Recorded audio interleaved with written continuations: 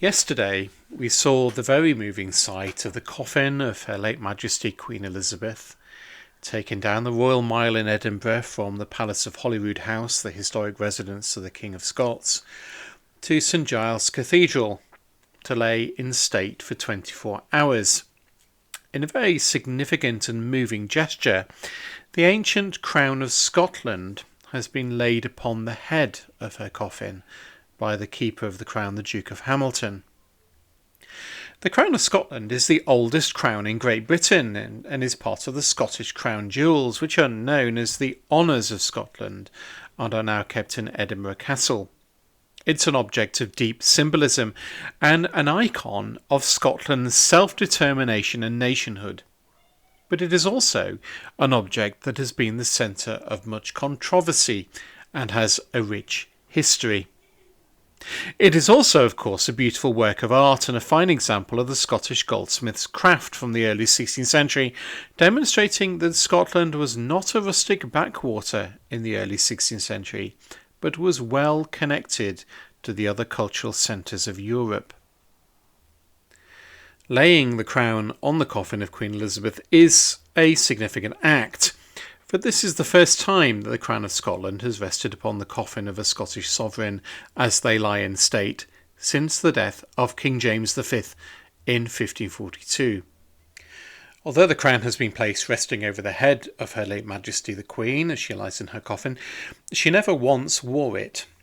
It has only been used ceremonially during her reign.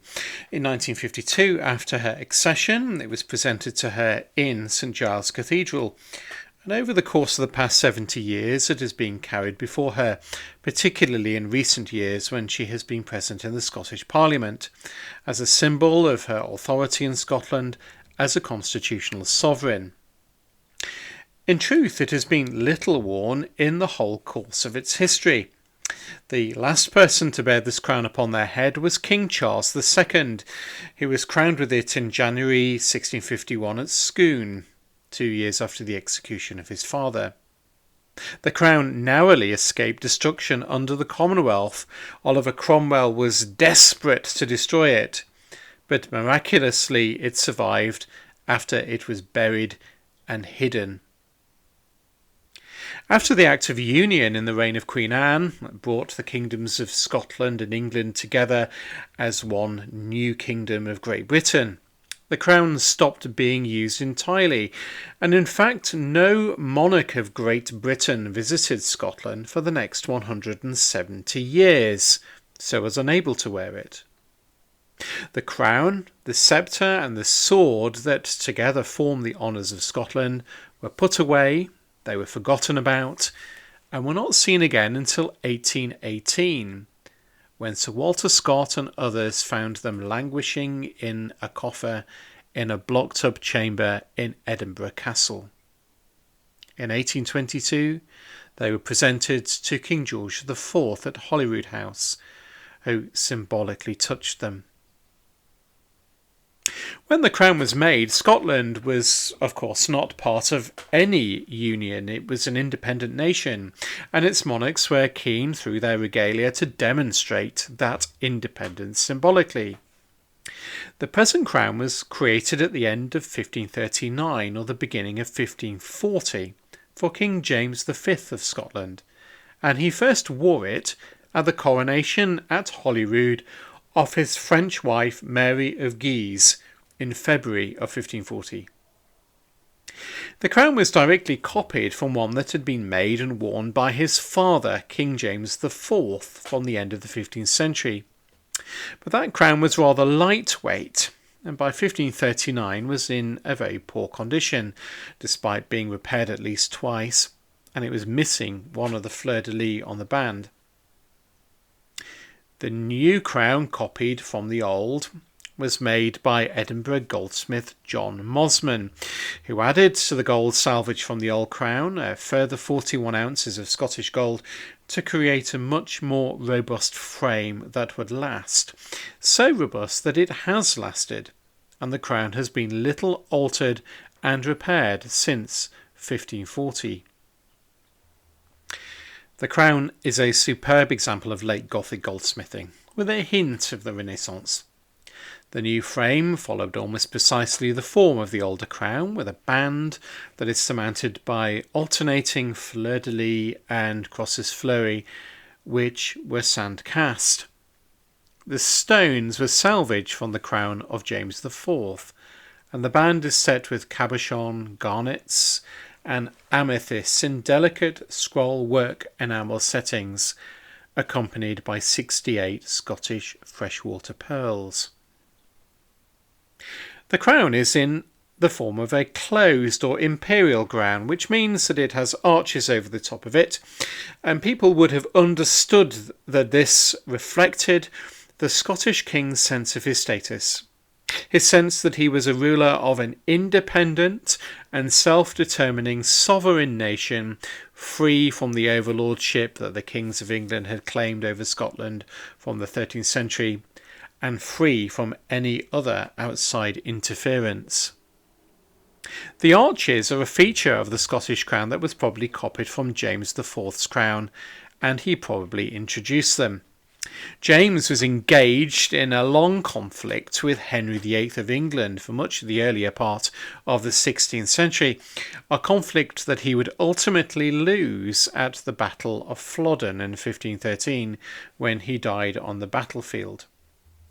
His crown, with arches, was perhaps a direct emulation of the state crown of King Henry VIII.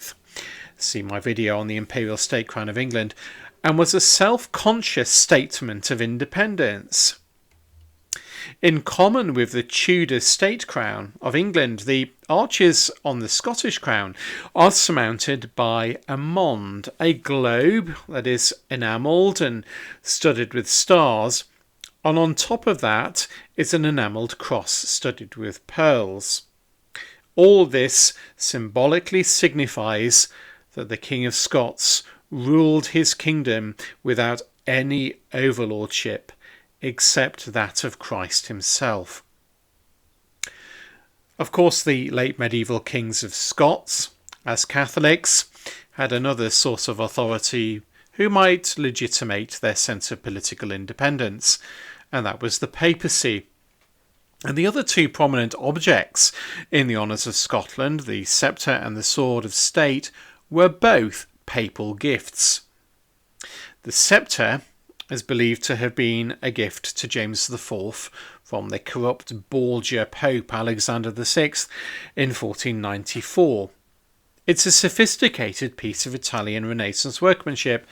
The top of the sceptre is set with an enormous rock crystal globe enclosed by three figures of the Virgin and Child, St James and St Andrew, that must have delighted the Scottish Presbyterian establishment in the later 16th century. The sceptre was altered and lengthened in 1536 for James V. Now the sword, which of course is a symbol of the king's role in dispensing justice in his kingdom, was given to James IV by yet another pope, Julius II, who was pontiff between 1503 and 1513, just at the time that James is defending his kingdom from Henry VIII of England. In that context, it is a very meaningful symbol of the Roman pontiff's support for Scotland's independence from England.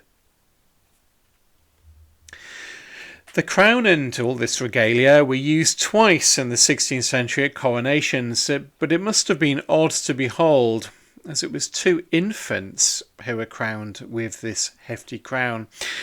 The first was in September 1543 and was the coronation of the daughter of James V, the ill-fated Mary, Queen of Scots.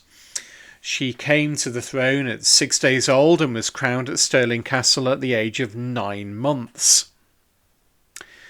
In 1567, having abdicated, Mary's 13-month-old son, James VI, was also crowned with this crown in the Holy Rood Church in Stirling.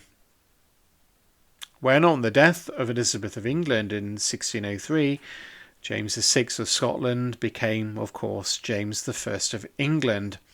He left for London and never returned north, and he never wore the Scottish crown again. James's son Charles I was also crowned with the Scottish crown in 1633, 7 years after he had acceded to the throne. He was crowned in the chapel of Holyrood House as part of a grand tour of his new northern kingdom.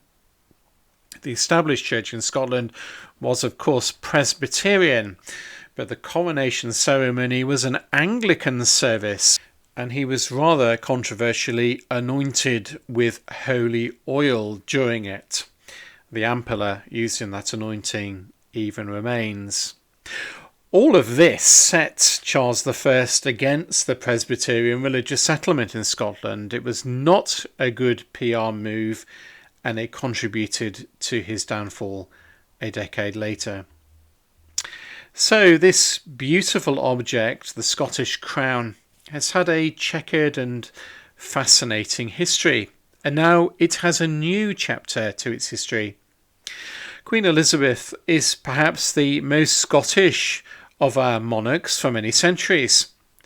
She claims descent from Robert the Bruce through 2 lines, and it seems rather fitting that the Crown of Scotland, this great symbol of Scotland's self-determination, now rests on her coffin as we say farewell to her. May she rest in peace, and may her memory be eternal.